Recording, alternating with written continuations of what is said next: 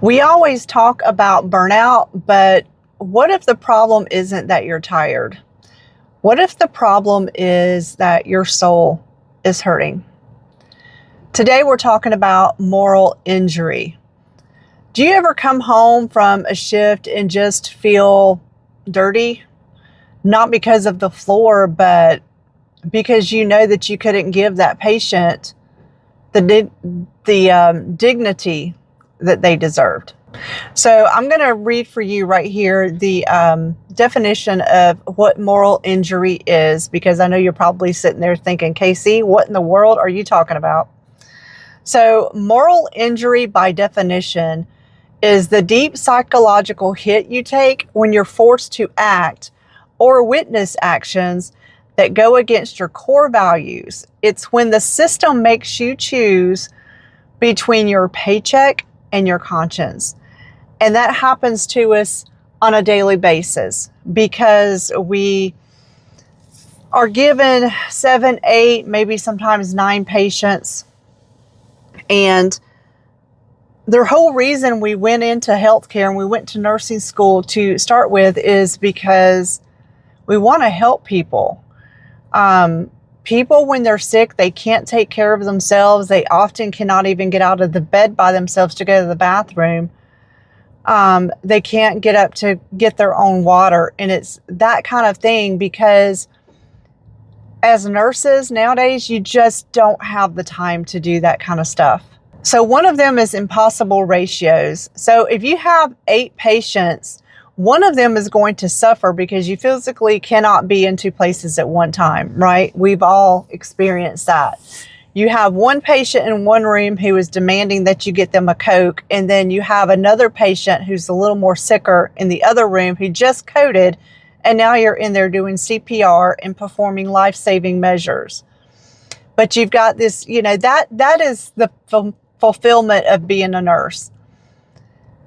The other patient in the room that is demanding a Coke from you is the one who, it's people like that can cause the moral injury because they degrade you, they report you, and you get written up. And it just adds insult to the injury. And a lot of the moral injury that I experienced as a new grad nurse was the bullying. It was how the doctors and senior nurses made me feel completely stupid, even though I passed, I graduated nursing school, I passed the NCLEX, but that stuff is the book knowledge. You don't become a nurse just because you went to school and you passed a test.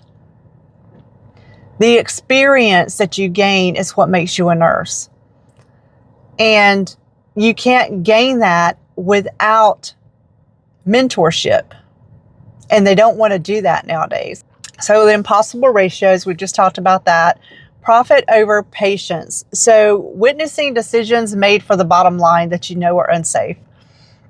So you have a patient that requires, let's just use wound care. If you went with a specific wound care treatment, and we called it gold dust in home health care, but it was really, really expensive. And a lot of the insurance companies didn't want to pay for it. They would rather pay for the cheaper treatment that takes 2 and 3 times as long to heal the wound. And you're spending that amount of money anyway. So why wouldn't you just pay for the gold dust that is going to heal that wound quickly? And the patient is the one suffering. The patient is the one with the wound. And the corporate greed is ruining healthcare, and it is ruining this country in general. And then it's the whole silence culture, being told to just deal with it or to manage your time better. It's not about that. You physically do not have enough time in your shift to dedicate the time and attention to these patients that they need. But here's the scariest part about moral injury is that most nurses don't know that they have it. They think they're just failing at the job. One of the symptoms of moral injury is guilt. And you're not feeling guilty because you did a bad job.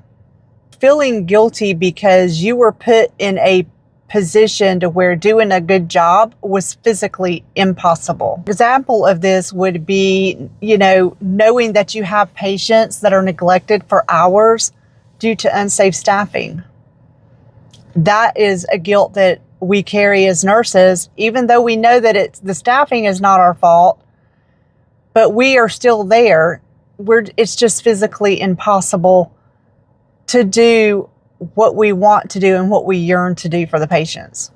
And oftentimes moral injury will lead to betrayal of what's right. When you see administration outsourcing jobs while bedside care is crumbling, that trust doesn't just bend, it breaks. You start looking at every thank you pizza party as an insult, and it is an insult. And even when you get home, the shift never really leaves you. You're laying in bed at 3 a.m. staring at the ceiling, wondering if that patient ever got the pain medication that they requested. That is not burnout. That is your conscience being haunted because the system failed you both. In order to survive these daily hits, nurses just start to shut down. A lot of us go into nursing because it's a calling. It's a calling that we feel we received from God. A lot of us are spiritual people.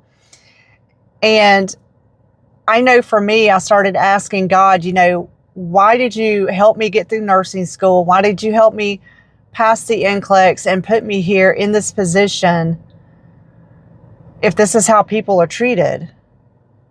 For me, I was one person. I couldn't go up against Ascension hospital systems. I can't fight the CEOs. But that's what happens. And that's the feeling that we have, is we are so defeated and mentally and emotionally beaten down that for me, even on my off days, I would dread having to go in another day or two. And that's all I could think about, even on my time off. And then actually even driving to work, sometimes I would cry. Sometimes I would sit in my car and wonder, what in the world am I doing there? I would contemplate just turning around and going back home and never going back to the hospital. And that is eventually what I did. So if you are experiencing any of these things, just a spiritual emptiness, the feeling of dread when you know that you have to go back to that workplace, it's not your fault. You're suffering from moral injury, and it goes beyond being burned out. Some of the suggestions that I would give you, sorry, y'all, my eye itches, is look for another position. If you're a praying person, pray about it and see where God leads you. And God will always open doors. He has never left me forsaken. And y'all, he says that in his words, that he will never forsake you. And anytime I have lost a job or I have walked away from a job, he immediately opens up something else. And so I would encourage you just to, look for a different position in a different facility. If you're in the hospital and you need something slower, try a doctor's office. There's outpatient clinics. You have home health, which is, you have so much autonomy in that area, and you're not in one place all day long. You are actually out driving. You go into people's homes, and that is where I felt the most reward, was in home health and hospice. Now, I wasn't on a hospice unit. We did hospice in the home. And I know one patient told me one time, I was, walking out, and I wasn't sure how much longer she had. She was still with it, and she was still able to hold a conversation. But I was on my way out the door, and she says, "Oh, honey." And I said, "Yes, ma'am." She says, Don't let that screen door shut on your wings on your way out. And I thought that was really sweet of her to say. And home health and hospice, you get more appreciation. You feel more accomplished, and you get to see the patient actually get better. So I know when they come into the hospital, you see them at the worst moment. And then lots of times, you know, you might have a day or two off and go back, and then that patient's no longer there. And you wonder what in the world happened to them and how they're doing. Well, with home health, you get to actually help them improve beyond the hospital. And sometimes you'll see them 2 or 3 times a week, and you can see the progress that they're making because of your help. And that is what is most rewarding. In hospice, it's a little bit different type of work. You're not trying to get them better, but you're trying, you know that they're not going to get better. So you're trying to give them peace and comfort in their last days or hours. And I cannot tell you how much appreciation I received from families and patients before the patient passed. If you're a spiritual person, that going into hospice can be like a ministry. I had to get over my uncomfortableness in praying with strangers and praying out loud in front of people that I don't know, because I often had patients ask me to pray with them, and I did. And so it becomes a ministry of sorts. That is a very rewarding field. So I would encourage you just to keep looking. I'm also studying to get a certification in clinical documentation integrity.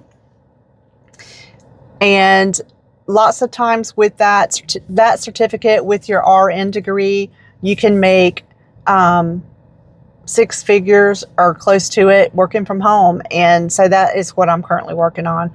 So anyway, guys, if you think that you are suffering from moral burnout, let me know down in the comments. If you have any questions about it, about how I moved on, really the only way I moved on was I just didn't go back to the hospital. I just mentally and emotionally couldn't do it anymore. And once you quit a job, you have to move on and find another one. And that's just what I did. And God opened the doors. So, but still, leave me a comment. Do me a favor and hit that like button. And if you're not subscribed to my channel already, please hit that subscribe button. I want this to be a community where we can encourage each other as nurses, and give each other ideas on what directions we can go with our RN license, rather than just give it up because we work too hard for it. All right, y'all, I hope this video has inspired you, and I hope it has been helpful. And I will see you on the next one. Bye, y'all.